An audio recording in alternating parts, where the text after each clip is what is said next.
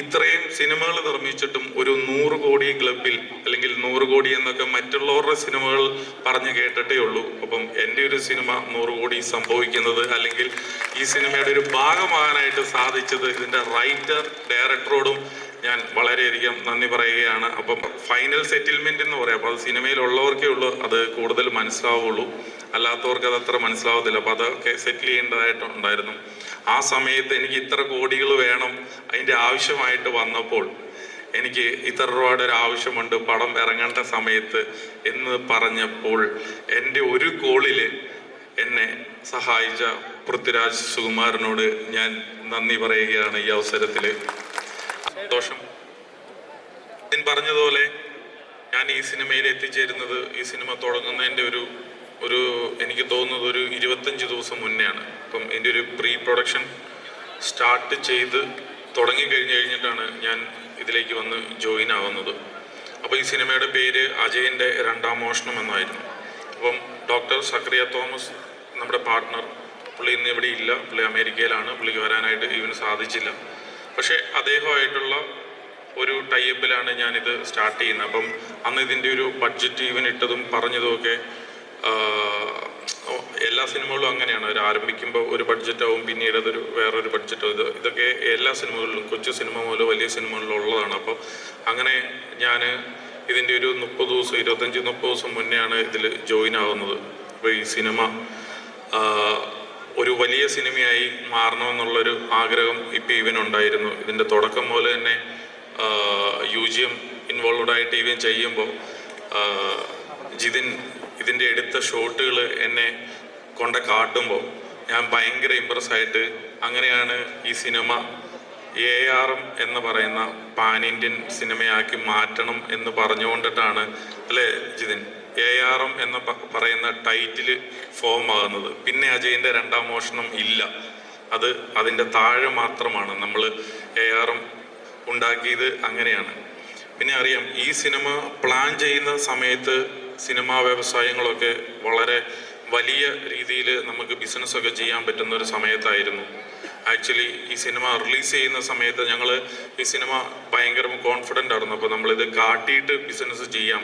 നമ്മൾ കൊച്ചു സിനിമകളൊക്കെ തന്നെ നമ്മൾ നല്ല രീതിയിൽ ബിസിനസ് ചെയ്തിട്ടുണ്ട്, അല്ലെങ്കിൽ ഇതിനു മുമ്പ് ഇറങ്ങിയ സിനിമകളെല്ലാം നല്ല രീതിയിൽ ബിസിനസ് ചെയ്തിട്ടുണ്ട്. അപ്പം ഈ സിനിമയുടെ ലക്കാണോ അൺലക്കാണോ എന്നറിയില്ല. ഈ സിനിമയുടെ ഞങ്ങളുടെ ഒരു കോൺഫിഡൻസ്, ഈ സിനിമ കാട്ടിയിട്ട് ഈ സിനിമയ്ക്ക് കൂടുതൽ പൈസ ചോദിക്കാം. കാരണം എന്താണെന്ന് വെച്ചാൽ ഇത് പറയുമ്പോൾ നമ്മളിപ്പോൾ XY ആർട്ടിസ്റ്റിൻ്റെ സിനിമകൾ എന്ന് പറയുമ്പോൾ ഓക്കെ അതിനൊരു വാല്യൂ ഉണ്ടാവും. അപ്പം ഒരു ടൊവിനോയുടെ ഒരു സിനിമയ്ക്ക് അന്ന് നൽകാവുന്നതിൽ ഏറ്റവും ബെറ്ററിൽ കൂടുതലുള്ള റേറ്റ് വേണമെന്നായിരുന്നു ഞങ്ങളുടെ ആഗ്രഹം. കാരണം ഈ സിനിമ അത്രയും വലിപ്പമുള്ള ഒരു സിനിമയായിരുന്നു. ഇവരുടെ എല്ലാം ഒരുപാട് ഹാർഡ് വർക്കുകൾ ഈ സിനിമയിലുണ്ട്. അപ്പം പിന്നെ ഈ സിനിമയിൽ നിങ്ങൾക്കറിയാം, അതായത് ഒരുപാട് ഗ്രാഫിക്സ് ഉണ്ടായിരുന്നു. അപ്പോൾ ഇതിനെല്ലാം ടൈം ആവശ്യം വന്നിരുന്നു. അപ്പോൾ ഇതെല്ലാം കൂടെ കാണിച്ച് കഴിയുമ്പോഴേ ഉള്ളായിരുന്നു ആക്ച്വലി നമ്മുടെ ഈ പ്ലാറ്റ്ഫോമുകാരൊക്കെ കൂടുതൽ ഇമ്പ്രഷനോടെ ഈ സിനിമ വാങ്ങുകയുള്ളൂ. പക്ഷേ എന്ത് പറയാൻ വേണ്ടിയിട്ടാണ്, ഈ CG ഒക്കെ ഞങ്ങൾക്ക് ഏറ്റവും ലാസ്റ്റ് മൊമെൻറ്റിലാണ് റെഡി ആയിട്ടുള്ളത്. അല്ലെങ്കിൽ ഇതിൻ്റെ റിലീസിങ് ഞങ്ങൾക്ക് 1 ദിവസം 2 ദിവസമൊക്കെ തള്ളിയാണ് അതർ ലാംഗ്വേജിൽ റിലീസ് ചെയ്യാനായിട്ട് പറ്റിയത്. കാരണം ഇതിൻ്റെ സെൻസർ ഓരോ ലാംഗ്വേജും സെൻസർ ചെയ്യേണ്ടതായിട്ട് ഉണ്ടായിരുന്നു. കാരണം അറിയാലോ, സിനിമകൾ എപ്പോഴും അങ്ങനെയാണ്. അപ്പോൾ ഞാൻ ഈ പറഞ്ഞു വന്നത്, ഒരുപാട് കഷ്ടപ്പെട്ടിട്ട് ഞങ്ങൾ ഈ സിനിമ നിർമ്മിച്ച് കഴിഞ്ഞ് ഇത് റിലീസ് കഴിഞ്ഞിട്ടാണ് ഇതിൻ്റെ ഒരു ബിസിനസ് പോലും നടന്നത്. കാരണം ഞാനിപ്പോൾ ഒരു 3-4 സിനിമകൾ നിർമ്മിക്കുന്നുണ്ട്. ധൈര്യത്തോടെ തന്നെ പറയാം, ആ 4 സിനിമകൾ ചേർത്ത് വെച്ച് കഴിഞ്ഞാൽ ഈ ഒരു സിനിമയുടെ ബഡ്ജറ്റ് ആവുന്നില്ല. കാരണം എനിക്ക് ഇത്രയും ധൈര്യമുണ്ട് എന്നെനിക്ക് മനസ്സിലായത് പോലും ഈ ARM ആണ് ധൈര്യമാക്കി തന്നത്. അതുപോലെ തന്നെ എനിക്ക് എടുത്ത് പറയാതിരിക്കാൻ പറ്റത്തില്ല. ഇപ്പം ഈ വലിയ സിനിമകളൊക്കെ റിലീസ് ചെയ്യുന്ന സമയത്ത് നമ്മൾ ഫിനാൻസ് ഒക്കെ എടുത്തിട്ടാണ് സാധാരണ സിനിമ റിലീസ് ചെയ്യുന്നതിന് മുമ്പ് നമ്മളതൊക്കെ സെറ്റിൽ ചെയ്യണം, എടുത്ത എമൗണ്ടുകളൊക്കെ. അപ്പം ഈ സിനിമ ബിസിനസ് ആവാതിരുന്ന സമയത്ത്, അല്ലെങ്കിൽ ഞങ്ങൾക്ക് പറഞ്ഞ റേറ്റുകളിൽ ഞങ്ങൾ ഓക്കെ ആകാതിരുന്ന് കഴിഞ്ഞപ്പോൾ ഞാൻ എന്താ പറയുക, ഫൈനൽ സെറ്റിൽമെന്റ് എന്ന് പറയാം. അപ്പോൾ അത് സിനിമയിലുള്ളവർക്കേ ഉള്ളൂ അത് കൂടുതൽ മനസ്സിലാവുള്ളൂ, അല്ലാത്തവർക്ക് അത് അത്ര മനസ്സിലാവത്തില്ല. അപ്പോൾ അതൊക്കെ സെറ്റിൽ ചെയ്യേണ്ടതായിട്ടുണ്ടായിരുന്നു. ആ സമയത്ത് എനിക്ക് ഇത്ര കോടികൾ വേണം അതിൻ്റെ ആവശ്യമായിട്ട് വന്നപ്പോൾ എനിക്ക് ഇത്ര രൂപയുടെ ഒരു ആവശ്യമുണ്ട് പടം ഇറങ്ങേണ്ട സമയത്ത് എന്ന് പറഞ്ഞപ്പോൾ എൻ്റെ ഒരു കോളിൽ എന്നെ സഹായിച്ച പൃഥ്വിരാജ് സുകുമാരനോട് ഞാൻ നന്ദി പറയുകയാണ് ഈ അവസരത്തിൽ.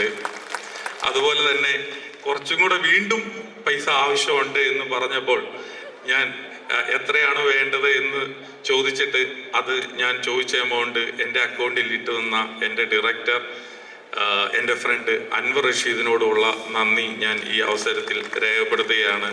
ഒരുപാട് പേരുടെ സഹായങ്ങളുണ്ടെങ്കിൽ മാത്രമാണ് ഓരോരുത്തർക്ക് വരാനായിട്ട് പറ്റുള്ളൂ. ഒരു ലിസ്റ്റിൻ സ്റ്റീഫൻ ഇന്നിവിടെ നിൽക്കണമെങ്കിൽ എൻ്റെ പിന്നിൽ ഒരുപാട് പേരുണ്ടാവും. എനിക്കൊന്നും ചെയ്യാനായിട്ട് സാധിക്കത്തില്ല എന്ന് 100% ഇന്നും എപ്പോഴും നാളെയും ബോധ്യമുള്ള ഒരാളാണ് ഞാൻ. അപ്പം അതുകൊണ്ടിട്ട് എനിക്ക് എന്നേക്കാൾ കഴിവുള്ളവർ, എന്നേക്കാൾ ലാംഗ്വേജ് ഉള്ളവർ, എന്നേക്കാൾ ബുദ്ധിയുള്ളവർ, എന്നേക്കാൾ എല്ലാ രീതിയിലും മിടുക്കരായിട്ടുള്ളവർ എൻ്റെ പിറകിൽ നിൽക്കുമ്പോൾ എന്നെ ഇങ്ങനെ മുന്നോട്ട് ദൈവം ഇങ്ങനെ കൊണ്ടുപോയിക്കൊണ്ടിട്ടിരിക്കുകയാണ് ഈ ഇൻഡസ്ട്രിയുടെ ഒരു വലിയ ഭാഗമായിട്ട്.